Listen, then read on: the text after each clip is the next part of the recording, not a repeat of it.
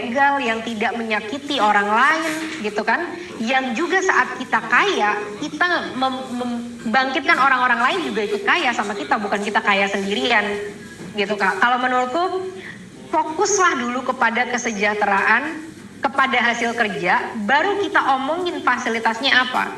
Karena ini logika yang sama Kak, saat Kakak bekerja sebagai jurnalis ya, aku bekerja sebagai karyawan swasta, yang dilihat apa dulu Kak? KPI kita kan, hasil kerja kita dulu kan. Kalau hasil kerja kita bagus, kalau Kakak nanti jadi sebesar Najwa Shihab misalkan ya, atau sebesar yang lain-lain, baru Kakak boleh nanti mau ngomong masalah naikin dong gajiku. Aku juga kalau mau naik gaji kan selalu harus nunjukin kerja dulu kan. Baru nanti pantas kita beri penghargaan, pantas. Mungkin itu bisa gitu. Kalau mau ngasih bonus, mau ngasih apa, KPI-nya harus tercapai dulu gitu. Jadi kita harus tadi ya Kak, balik lagi selalu ke keadilan, kemanusiaan, kesejahteraan, itu tadi sih menurutku. Oke, nah Kak Salsa, ini kan deadline untuk tuntutan yang jangka pendeknya nih 5 September nih Kak. Kalau sampai setelah 5 September masih belum tercapai juga nih tuntutan-tuntutannya, akan seperti apa sih Kak selanjutnya dari Kakak dan kawan-kawan? Ya. Kita akan selalu mengawal ya Kak ya. Dan responnya seperti apa, itu kita berikan lagi kepada masyarakat Kak. Karena aku ini adalah hanya toa dari masyarakat. Ya kan, aku hanya toa aja, masyarakat mau ngomong apa ya udah sini aku wakilin, aku omongin gitu loh. Dan aku selalu baca-baca ya Kak, komen dan segala macam yang muncul, dan aku udah tanya sama orang-orang yang atau teman-teman yang ada di situ gitu. Aku tanya, teman-teman kalau mereka tidak mencapai target KPI, kita apain nih karyawan-karyawan kita, bos-bos gitu. Karena kan kita bosnya kan, mereka karyawan yang tidak mencapai KPI mau diapain gitu. Nah itu udah banyak tuh yang komen-komen gitu kan, mau ada yang bilang pecat, ada yang bilang udah nggak mau lagi bayar pajak, ada yang bilang macam-macam gitu loh Kak. Dan yang harus diingat sama pemerintah ya, kalian itu kuat karena kalian punya senjata dan punya power. Itu aja kekuatan kalian. Tapi jangan lupa yang menggerakkan ekonomi itu adalah kita, masyarakat Indonesia. Jadi kalau kalian mau bertahan, kalau kalian masih mau ada di situ, masih mau, ya kalian harus buktikan bos-bos kalian ini puas. Karena kalau bos-bos kalian nggak puas, bos-bos kalian tinggal nggak mau kerja bisa, tinggal nggak mau bayar pajak bisa. Kak selalu ada celah Kak, mereka juga ahli kan dalam mencari celah gitu, selalu ada celah gitu. Nah jangan sampai itu terjadi, karena kita nggak mau Kak, karena kita di sini tuh mau membangun, bukan mau menghancurkan bangsa gitu.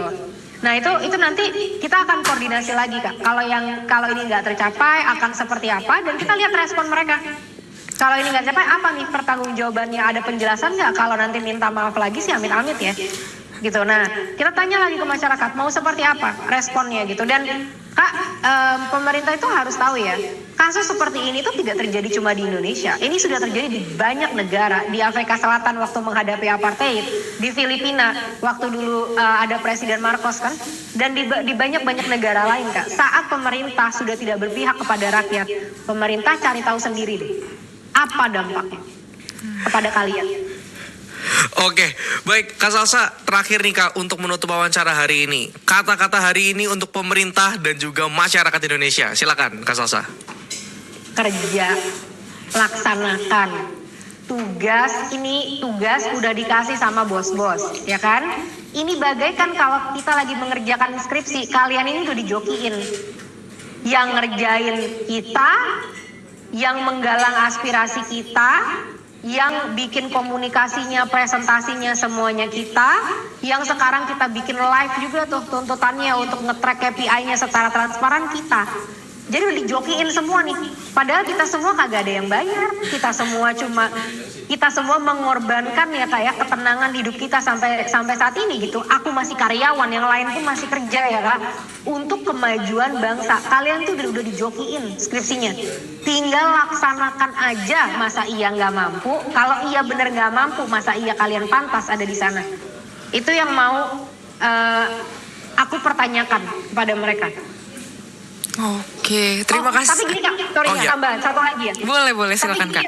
Aku tambahkan ya. Tapi kita ini juga mengkritisi secara objektif Kak.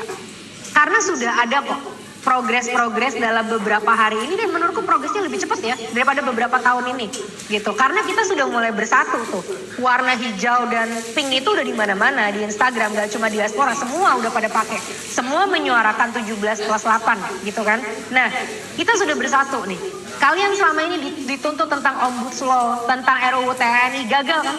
Karena nggak ada persatuan dari masyarakat, jadi kita masih bisa dianggap angin. Saat ini kita nggak bisa lagi dianggap angin sama mereka gitu. Nah, kita apresiasi juga langkah-langkah yang udah diambil. Contoh dari Partai Nasdem udah diberhentikan, tunjangan-tunjangan sudah dibekukan, Partai Golkar udah dipecat ya kan.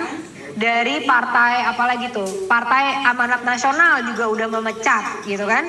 Nah, satu nih, PDIP Perjuangan ya, kalian masih belum juga mecat, cuma minta masyarakat nangis-nangis minta maaf sama masyarakat. Apakah kalian mau? Gara-gara kalian satu tuntutan dari seluruh parlemen tidak tercapai. Apa penjelasan kalian tidak memecat karyawan-karyawan kita yang sudah menghina dan bertingkah arogan sampai saat ini? PDIP Perjuangan, elektabilitas kalian di 2029 dipertanyakan. Nanti kalau misalkan di 2029 dangdutan dan segala macamnya itu, aku jamin kita akan selalu edukasi masyarakat tidak terpilih. Silakan joget di dangdutan, silakan ambil apapun yang diberikan dari pemilu, tapi jangan sampai dipilih. Elektabilitas kalian dipertanyakan, dan kalian jangan, kalau kita bilang waktu kuliah ya, jangan magabut, tapi di sini literal. Jangan makan gaji buta, kerjakan apa yang sudah diminta, dan yang lain udah mengerjakan, tinggal kalian doang yang belum mengerjakan. Gitu. Nah, itu satu ya Kak. Padahal itu low hanging fruit loh. Low hanging fruit dalam artian sangat mudah untuk dikerjakan, dan kalau itu dikerjakan, hasil satu tercontreng. Gitu. Berikan itu gitu. Dan ini PDIP, kalian ini ketua DPR loh. Kalian sangat tidak mencontohkan perbuatan yang baik terhadap yang lain gitu. Nah, yang lain-lain, contoh Ibu Sri Mulyani udah bilang kalau nggak akan ada kenaikan pajak di tahun 2026 gitu ya Kak. Ya. Bagus, kita apresiasi, tapi jangan naik di 2025. Ntar mentang-mentang nggak 2026, 2025 lagi. Dan jangan ya, karena kan begitu kan Kak. Kadang kan pelintar-pelintut kata-kata gitu loh. Dan jangan lupa, jangan cuma pajak, BPJS pun kita bos-bos tidak mau karyawan kalau ini dinaikkan ya kan. Sampai ini dinaikkan, bos murka lagi gitu. Jadi jangan sampai ini dinaikkan juga nih BPJS gitu kan. Nah, itu udah. Terus kemarin juga Pak Prabowo udah udah ngasih perintah ya kalau nggak salah, segera sahkan RUU perampasan aset. Ini udah bertahun-tahun ya.